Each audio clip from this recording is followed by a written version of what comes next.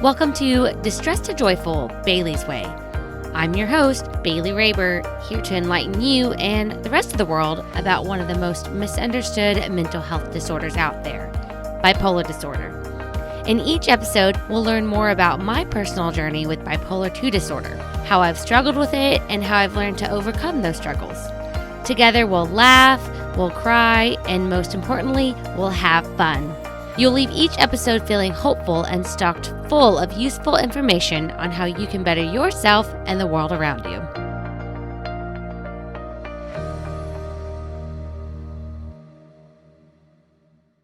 Hello, friends. So, for announcements, I have a really good one today that I'm super excited about. My new meds are working. So if you have been keeping up with me on social media, most specifically like Instagram or Facebook, Distress to Joyful _ Bailey's Way, then you know what I'm talking about. I have been in a never-ending depressive episode, you guys, since Good Friday, back in April. Literally that long. Until about a week ago is when it finally started to lift. But that's because, like I said, my psychiatrist put me on some new meds. So with that, to be honest, so I'm not going to tell you what the meds are, obviously, but they are an antipsychotic, which I don't know how I feel about that. I really don't, because I've only been on mood stablers my entire time that I've been diagnosed bipolar 2. So yeah, I don't know how I feel about that, but I do know that they're working, and that's all that really matters. Another thing, this depressive episode, guys, from April until July, so April, May, June, almost 3 whole months, which Monish said that that's the longest he's ever seen me in a depressive episode. So that's bad. That's really bad, because ever since 2019, when I did the, 180, flip my life around, went from distress to now joyful, I really haven't had that long of a depressive episode, usually a month max. But I could still do my everyday stuff. I could still get up and do my routines and the things that I needed to do, but that would be it. This time around, these past 3 months, I was barely able to get out of bed some days. Some days I couldn't shower, or I could barely force myself to eat. It was really, really bad. And my therapist and I think that has a lot to do with the EMDR therapy that I'm going through, which, again, I promise more of that will come very, very soon. Just hang on to the end of this episode and you're going to find out when, I promise. But with it being such an intense therapy where I'm going back and having to think about old memories, she and I both think that kind of triggered the depressive episode and what's kept it here for so long. And it's totally sucked. I've hated it. It's been a horrible 3 months. And Moni and I have been engaged this entire time. We barely got engaged right before this whole episode even happened. And so that's also been really hard for me, is to sit there and be this should be one of the happiest times of my life, and I'm fucking stuck on the couch depressed. That it's been hard to wrap my head around. It has. And another thing with depression that really fucking sucks, and those of you who have struggled with depression also, I'm sure you're 1000% going to agree with me when I say the thing that sucks the most about it is when I feel like I want to do something, but I just can't. A couple weeks ago, I wanted to get up and I wanted to sew, and I wanted to start working on a dress for myself, and I wanted to do it so bad, y'all. I was watching something on TV that inspired me, and I wanted to get up and do this, but fuck, I did not have enough energy to do it. I didn't. So I just laid there and kept watching TV for the rest of the day because that's all I could do. And that sucks. That sucks when you want to do something, but you just physically can't. And so, yes, it is a lot different than those with, physical disabilities who may experience the want to do something but can't. This is definitely different, but it does have kind of the same feelings associated, where you really want to do something, but you just fucking can't. And that sucks. And me being an Enneagram 8, I like to do things when I want to do them. And if I want to do this now, I'm going to do this now. So you can see how this is even more of an issue with someone with a personality like mine, where I really want to fucking do this and I can't. And it becomes a source of irritability, anger, whatever. It brings up other emotions that are just shitty and not fun to deal with. So, but yeah, so that's a good thing. That's an announcement that I wanted to share with you guys. Also, I don't know if this counts or constitutes as an announcement, but if you guys are not already watching on YouTube, which I'm sure you're fucking tired, I'm sure you're fucking tired of hearing that by now. But if you're not already, dude, just go subscribe. Even if you're not going to watch the full-length episodes, I am so proud of myself, y'all. I just started up my YouTube channel back in, I think, November, maybe December. And only a couple episodes from the end of last season are on there. But I've been very consistent with uploading videos and YouTube shorts. And I'm just really excited and proud of myself because I'm seeing an incline. I'm seeing more views and more subscribers. And it's just really, really cool to watch something that I built grow. Like, it's so cool. And I do want to give a quick shout out to my friend Gabe. His Instagram is colorlessgabe. He designed my logo that's for my YouTube. That is also the new logo for my website that I'm still working on updating. And I just want to give him a personal thank you for that here on the show because it looks amazing, y'all. It looks so amazing. So even if you're not planning to watch these episodes on YouTube, just go be a friend and subscribe and also check out my logo because Gabe did a phenomenal job. And again, if you've been listening to the podcast, regularly, you might see some aspects of this podcast, like this season 4 of the podcast in the logo. That's all I'm going to say. It's not at all the same logo. It is nothing like the podcast's logo. Nothing like it. But I want you to go check it out because it's really cool. He did a great job and it is so me and I love it so much. Okay, let's go ahead and get started with today's episode. I am really not excited for this episode, but we're doing it anyways. So before we dive all the way into the cringy details of my past experiences with hypersexuality, let's go ahead and discuss what hypersexuality is and what causes it. And we'll, start with the technical stuff from there. And just a side note for those of you on YouTube, you guys are in for a treat because I'm going to keep making weird ass faces like I did just then. I literally cringe, y'all. I literally cringe when I'm thinking about some of this stuff and you're going to fucking see it all over my face. So have fun.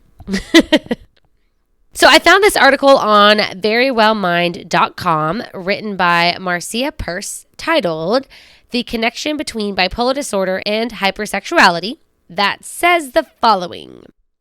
Hypersexuality is defined as an increased need or pressure for sexual gratification. It can often be a symptom of mania and may also include decreased inhibitions or a need for, quote, forbidden sex. Hypersexuality is listed as one of the diagnostic criteria for bipolar disorder, so it's a common part of the disorder. So additionally, I found another article on Everyday Health written by Diana Rodriguez, and it was also medically reviewed by Allison Young, titled Hypersexuality and Bipolar Disorder, When Impulsive Sexual Behavior is a Part of a Manic Episode. Found a lot more information in this episode. So all of the following is in this episode, in this article, excuse me. So all of the following that I'm about to spill is from this article, which again, you guys know, both of these and anything else I talk about will be linked in today's show notes. So it goes on to say, it's not unusual for people to experience a heightened sense of sexuality during a manic episode.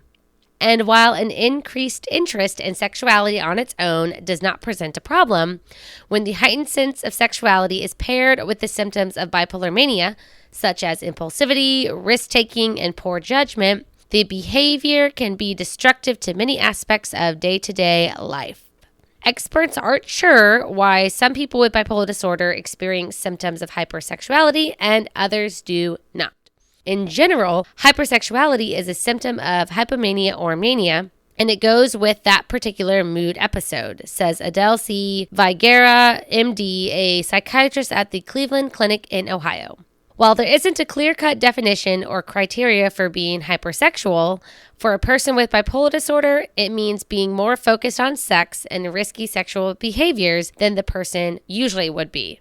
What's significant is the change or difference from the normal behavior. People with bipolar disorder who are experiencing hypersexuality may have multiple sex partners, think about sex constantly, have one-night stands, be very interested in pornography, notice a difference in their sexual behaviors, engage in other reckless behaviors such as driving too fast or gambling. So, all of that said, I found this topic super hard to research because there weren't many studies actually done on the link between bipolar disorder and hypersexuality. So that was very interesting for me because I've never Googled this before. I literally just knew that hypersexuality was just part of my bipolar disorder, and that was that. Hypersexuality. I personally don't need a, explanation to what that means. Hypersexuality. I mean, come on. That's like sex on steroids is how I feel. I just kind of assumed all the things. Like, I honestly never did any research until this podcast episode. So that was, like I said, very, very interesting that there was not much done on it. I guess no funding. It just wasn't something needing to be researched. I don't know. I do know that in a lot of the articles I found, they kept saying sex addicted and sex addiction along with hypersexuality, which I don't agree with and I did not appreciate because they even said in this one I just read that hypersexuality is associated with a mood episode being either hypomania or mania. So if it's associated with a specific episode, then where does the word addict come into place? Because if I'm feeling balanced or if I'm feeling depressed, I'm not engaging in these behaviors, but I am when I'm feeling, hypomanic, then addiction doesn't cover that because addiction isn't only when you are feeling one type of way. Addiction literally takes over your whole life. It does. I know I've been there with my alcohol addiction in the past. So that's why I was kind of like, I don't like sex addict and sex addiction being thrown around so willy-nilly in here. It just felt very... what's the word? I don't want to say degrading, but it didn't feel right. It didn't feel good. It didn't feel nice to be linked with an addiction when this was just a piece of the puzzle, not the whole goddamn puzzle, Okay, so a few of the other articles that I found, which again, all were pretty brief, and a lot of them focused more on bipolar disorder than on the hypersexuality aspect, which again was very interesting. But a lot of them stated that a lot of these clinicians who have done some of these studies, they're stumped because it's apparently really hard to draw a conclusive statement about the link between hypersexuality and bipolar disorder. Again, that's probably why sex addict keeps getting thrown out because they're just stumped and they don't know what to do. But I don't know. I feel like if you don't know, then you shouldn't just be throwing random shit around, especially if you are a medical professional. Like, I'm no medical professional, but I feel like that's a little, like, we throw shit around in my job all the time, but, like, we don't do anything that serious. So, but I did find one more article on FHErehab.com written by Christina Robb Dover that is titled, "What is the correlation between hypersexuality and bipolar disorder?" So this article goes on to state the following. People with bipolar disorder often experience issues in relationships because of the changes in mood and behavior. Shifts in libido further strain these connections. Partners may feel undesirable if bipolar disorder limits sex drive. On the other hand, having too powerful of a sex drive may place a greater pressure on a partner. Beyond sexual intimacy within a committed relationship, hypersexuality can also influence a person's behaviors in ways that would damage their relationships. They may feel a compulsive need to watch porn or masturbate or sometimes do it in inappropriate moments. Other behaviors include multiple affairs, anonymous sex, and frequent patronizing of sex workers. It's important to note that because of the chemical changes in the brain, a person is often incapable of thinking about the consequences of these actions. Okay, so I'm going to read that last sentence one more time. It is important to note that because of the chemical changes in the brain, a person is often incapable of thinking about the consequences of these actions. That sentence by itself should be on every fucking article that talks about impulsive behaviors from bipolar disorder. I have never read anything that just struck me so well like that one did. Like that right there, I'm like, thank you. Thank you. And any of y'all listening who have bipolar disorder, I hope you feel the same way, because sometimes I don't think before I do. I just don't. And it's not necessarily my fault. My fucking brain is wired differently because of bipolar disorder. So I'm not thinking about the consequences. I'm just doing something, which I do a lot. I mean, granted, I'm a lot better now than when I was younger. I used to do a ton of, but sometimes still to this day, I don't really think and I just do. And that can lead to some not so great consequences. But that's the thing, guys, is that a person is often incapable of thinking about the consequences of these actions. A sigh of relief, like, wow, somebody gets it. Somebody fucking gets it. So this article specifically, I found to be very, very important to mention, not just because of that last line there, but especially because I'm about to dive into my past history with hypersexuality, and all of these things that I just read kind of all fit into that little bubble. Okay, so now that we've gotten all of the technical stuff out of the way, let's go ahead and do what I've been not excited to do, and let's dive into my personal experiences with hypersexuality. And we're going to start from the very top, the moment it all began. Back when I was in high school, the end of sophomore year is when I was diagnosed with bipolar 2 disorder, which you can learn more about if you go all the way back to season 1. I believe it's episode 3. I could be wrong, but I'm pretty sure it's episode 3. Again, I'll link it in the show notes. Also, don't make fun of me because that was 2020. No, that was 2020. That was more than 3 years ago. So if you do listen to that old episode, sorry for the shitty audio.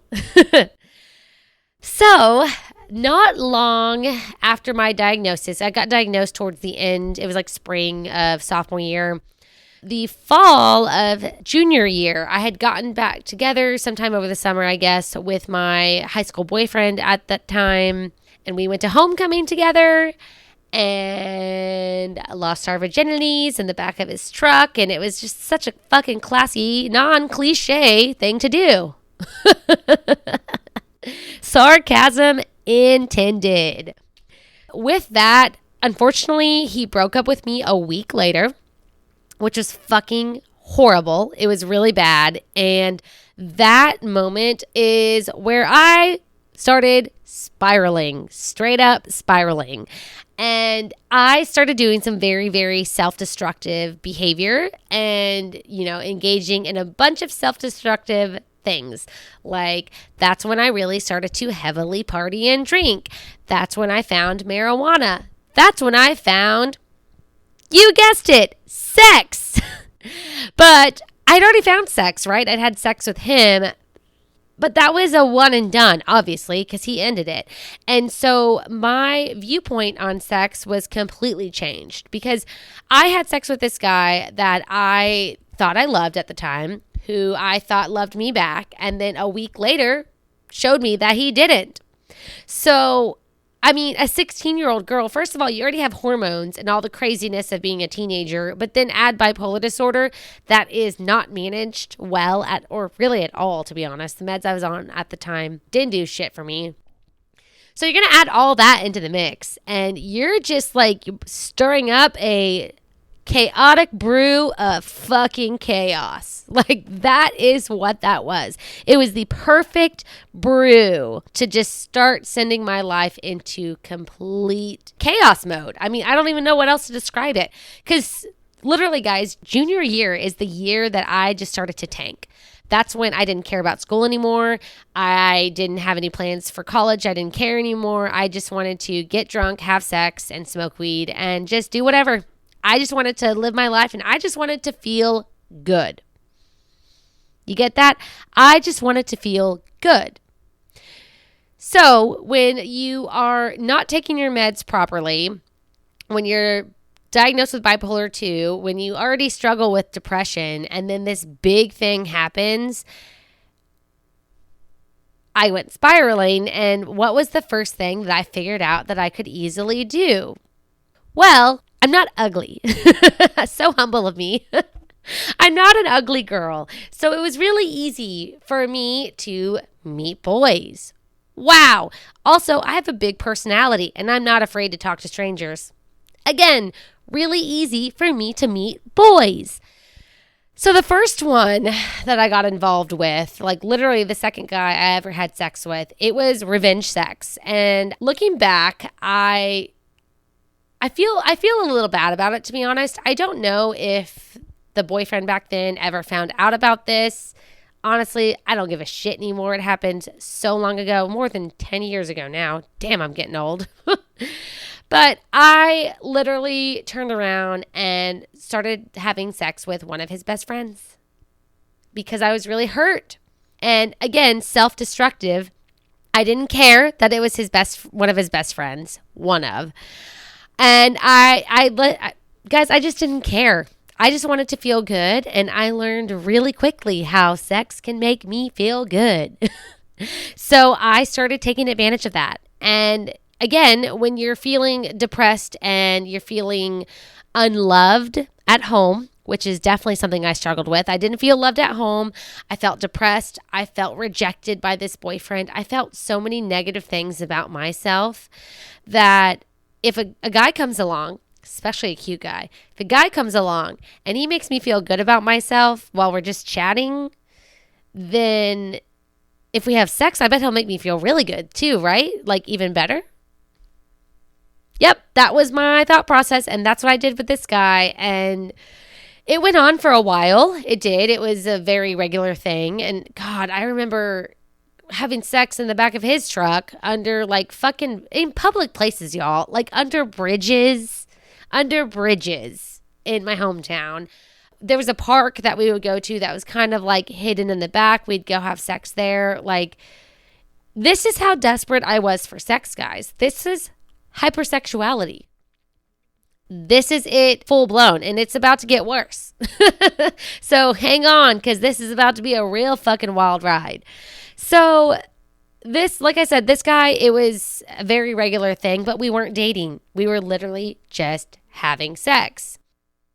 I thought, okay, well, when this guy's not available, what am I supposed to do? Because I would text him or he would text me, and then that's how that would work. But it wasn't enough. It'd be like maybe once every other week or so. And again, somebody who needs it, I just need to feel good about myself, and I just need to feel good. I need to get my fix from someone else. So that's kind of when I started, adding another guy to the mix or another guy. And there were a couple of times in my life where I had like 3 or 4 guys that I was sleeping with, and I would hit one of them up. And if he was busy, okay, let's go on to the next one. And nope, he's busy. Okay, try number 3. Great, I'll go to his house. We'll fuck tonight. That's how it was. And, first of all, I want to stop and say, if anybody is judging right now, you can go fuck yourself, first of all. Because I'm sitting here and I am disclosing some very personal, vulnerable moments of my life. But also, something I think that people really should work on understanding is that how can you sit here and judge me if you've never been in my shoes? That's what I would love to know. I get judged all the time, you guys, and I just don't care. I really don't care because I don't have enough time in the world to care. I don't. But For those of you who are sitting here and maybe you just can't fathom what I've gone through, try to put yourself in my shoes, because I know I'm not the only one in these shoes. And I know that if I have felt judged by my behaviors, other people out there have felt judged too. Most specifically women, because if I was a dude right now talking about all of this, claps and praises all around, because that's how it's been and that's how it's always been, that women aren't supposed to sleep around, but it's totally okay for men to. Which that double standard is actually probably the reason why most of my friends towards the end of high school and definitely after I graduated high school, most of my friends were dudes, because dudes didn't judge that I was going around having sex like I was. They didn't fucking care. A lot of them actually condoned it and praised it. So looking back, it kind of makes sense why I didn't have a lot of girlfriends.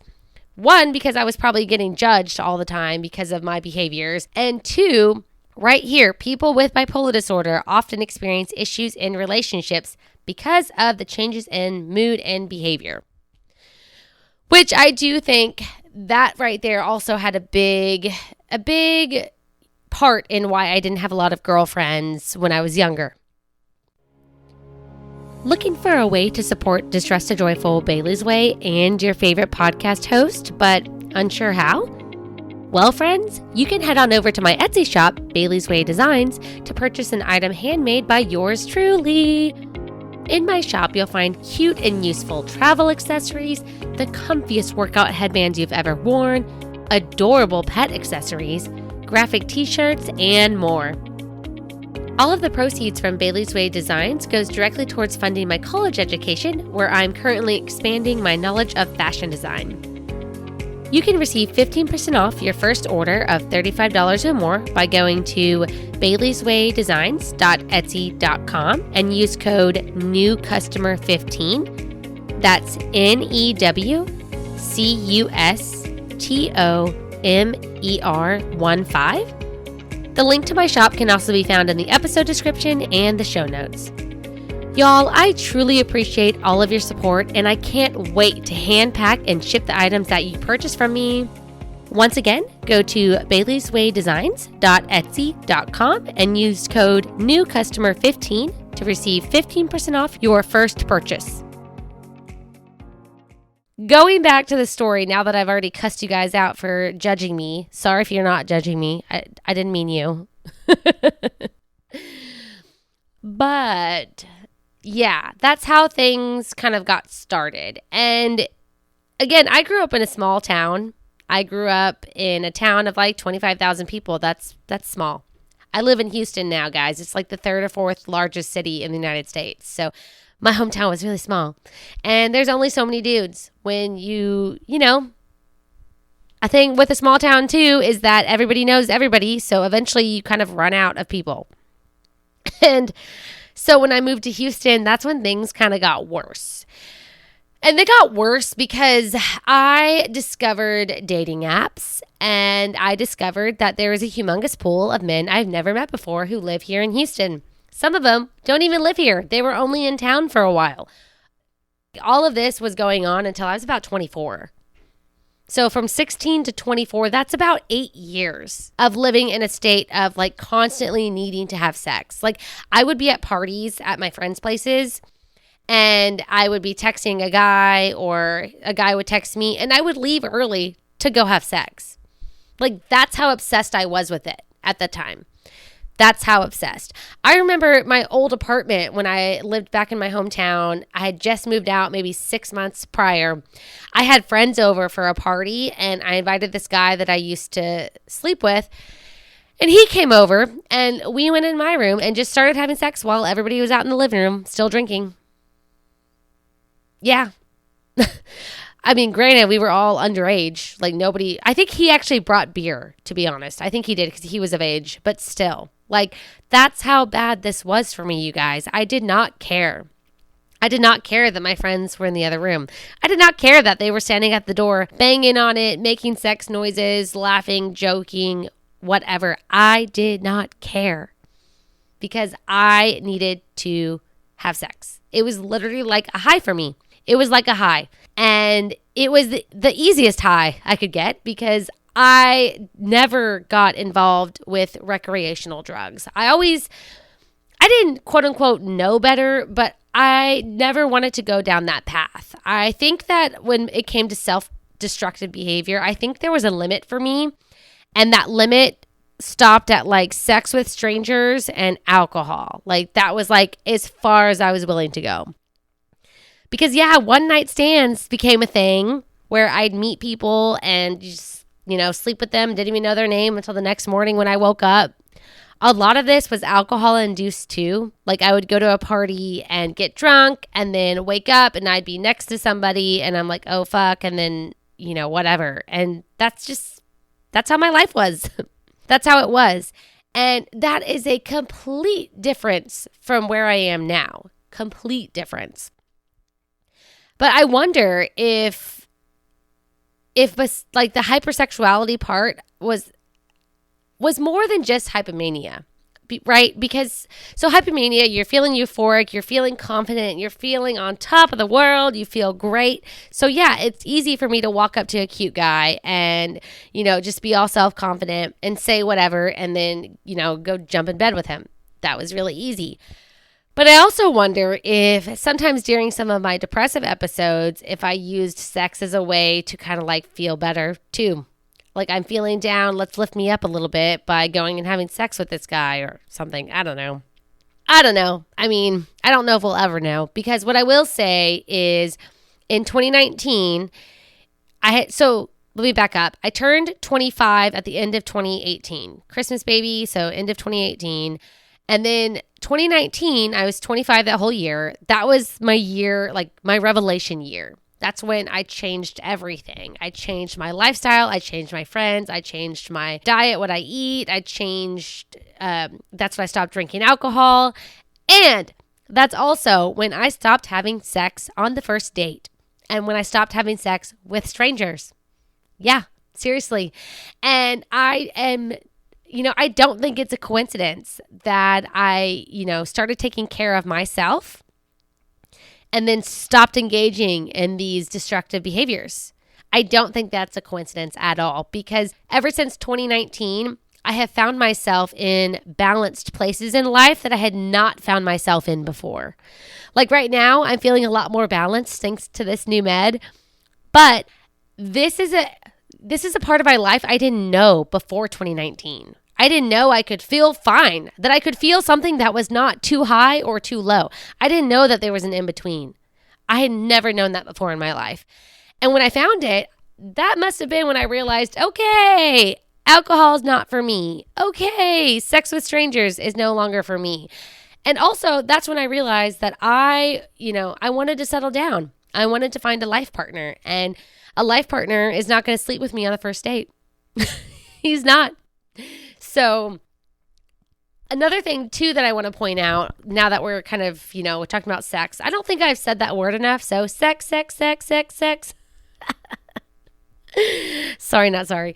So I do also want to point out something that I think is very, very important in terms of dating.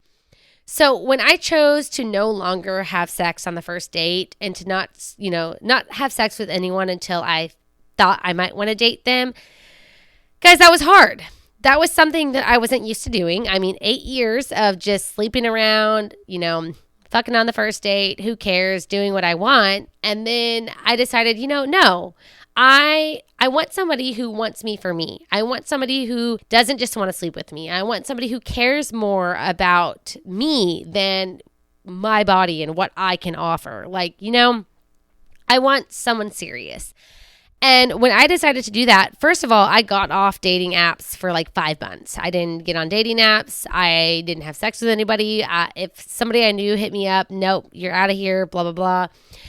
And yeah, so I just started focusing on only me. But then when I did go back to dating again, I had a rule that, I'm not going to have sex with them until at least 5 dates or longer. 5 dates or longer.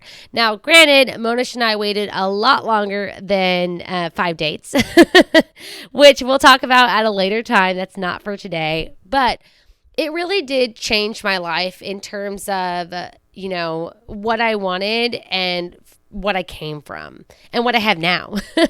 So I do think that my personal opinion, you guys, my personal opinion is that hypersexuality is something that is more often experienced when you are not properly managing your bipolar disorder.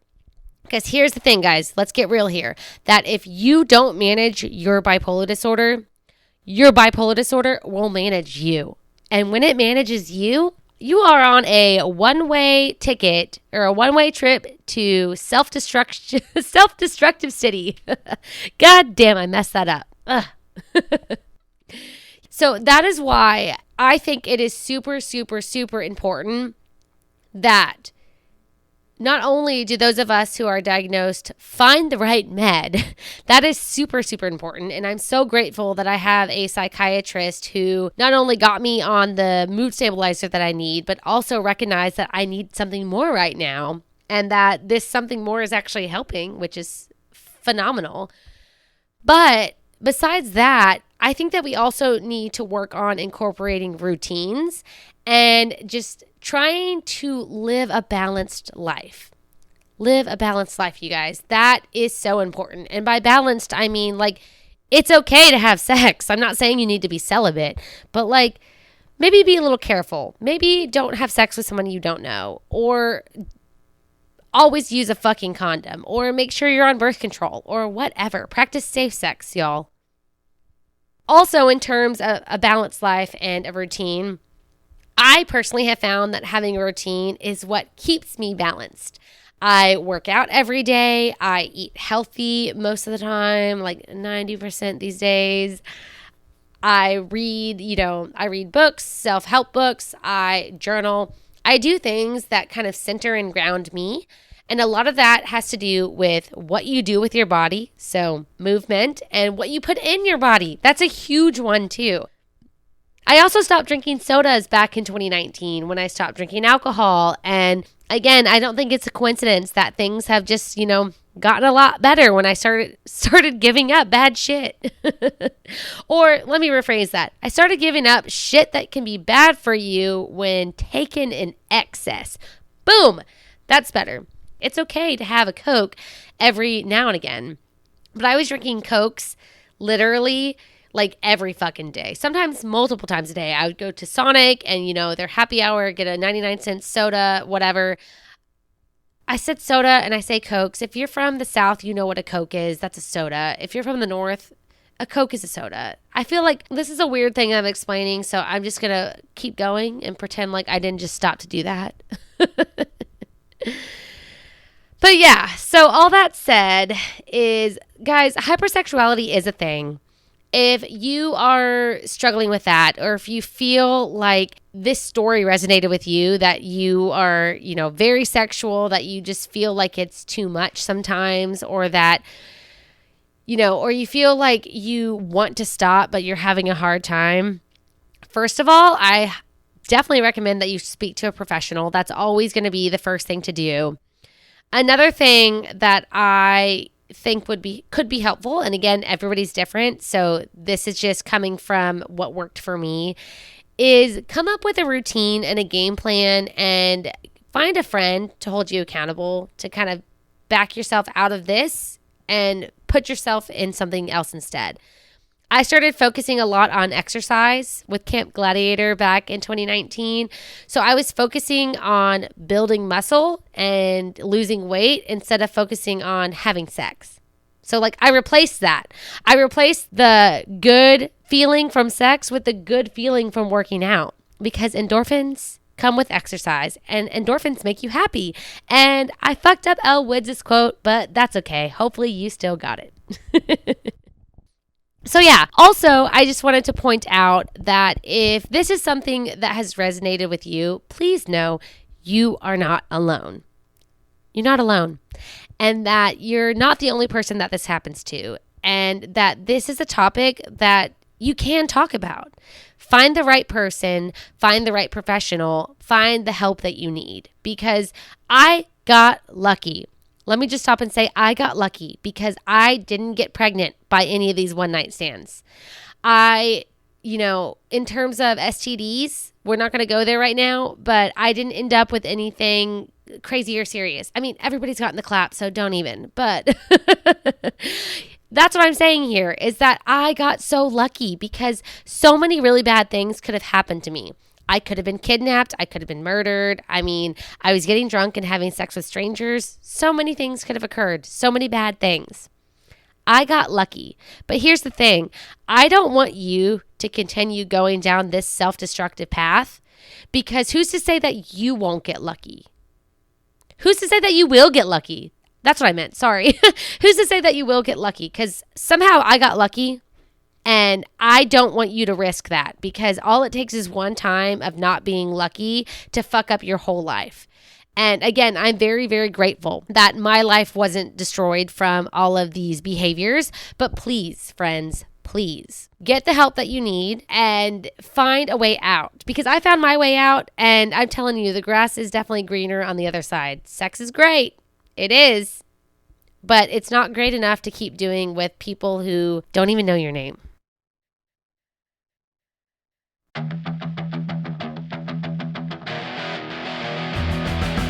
Win of the week. Win of the week.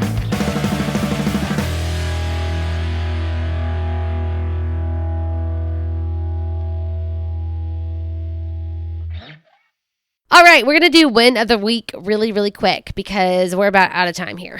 So I'm going to go, and my win of the week is that my friend Luis came over on Saturday to be my, quote, model for a promo video that I'm making for my YouTube.